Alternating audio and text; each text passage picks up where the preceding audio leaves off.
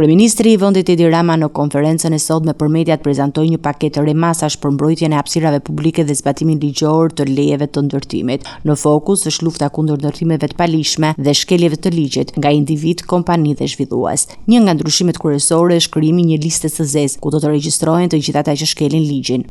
Lista e zezë do të përfshi zhvilluesit, do të përfshi shoqëritë, do të përfshi individët që kanë shkelur ligjin, përfshir administratorët, ortakët, pronarët përfitues që do të përjashtohen nga çdo mundësi për të marrë leje ndërtimi për një periudhë 5 vjeçare. Dhe kjo listë do të mbahet dhe do të përditësohet nga sekretariati teknik i Këshillit Kombëtar të Territorit dhe të Ujit dhe do të jetë një regjistër publik i aksesueshëm në faqet elektronike nga të gjithë.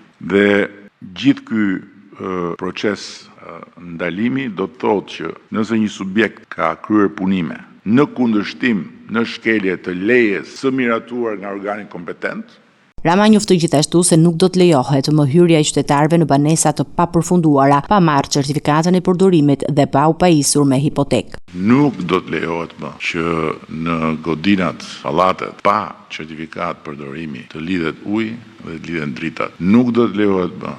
Ndryshimet e ligjit për inspektimet dhe mbrojtjen e territorit parashikojnë që shkeljet e konstatuara nuk do të ndalen nga vendimi i pezullimit të gjykatës në rast të ankimimit. Rama shpjegoi se ky ndryshim është i nevojshëm për të mbrojtur interesin publik dhe nuk ka qëllim të dëmtojë procedurat ligjore.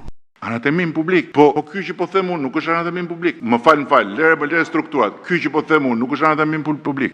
Kjo është shkelje haptazi e ligjit. Është shkelje haptazi e ligjit, këtu nuk kemi çfarë diskutojmë fare. Dhe është e vetmja mënyrë që unë kam gjetur, e di shumë mirë atë që thua dhe jam dakord. Nuk është normale, nuk është fare normale, pa diskutim. Po ç'a të bëj unë tani, ma thuaj. Si t'ja bëj unë? Ç'a të pres unë? Pres inspektorin e lartë drejtësisë, atë të pres që amniston në tavolinë gjelin e thethit dhe gjën më flagrante, që është mosfillim, domethënë që shpall mosfillimin e çështjes pa e hyrë fare të fakteve. Kryeministri shtoi se inspektorët e territorit që shkelin detyrën do të përballen me largim të menjëhershëm nga detyra dhe kallëzim penal, duke siguruar që zbatimi i ligjit të jetë rigoroz dhe pa kompromis. Është largimi nga detyra, largimi menjëhershëm nga detyra dhe kallëzimi penal për të gjithë inspektorët në rastet kur konstatohet mosvënie në dukje e shkeljeve. Rama gjithashtu nënvizoi se debatet që sërojnë parimin e funksionimit të një shteti demokratik janë të papranueshme, duke lidhur me masat me synimin e Shqipërisë për anëtarësimin në Bashkimin Evropian.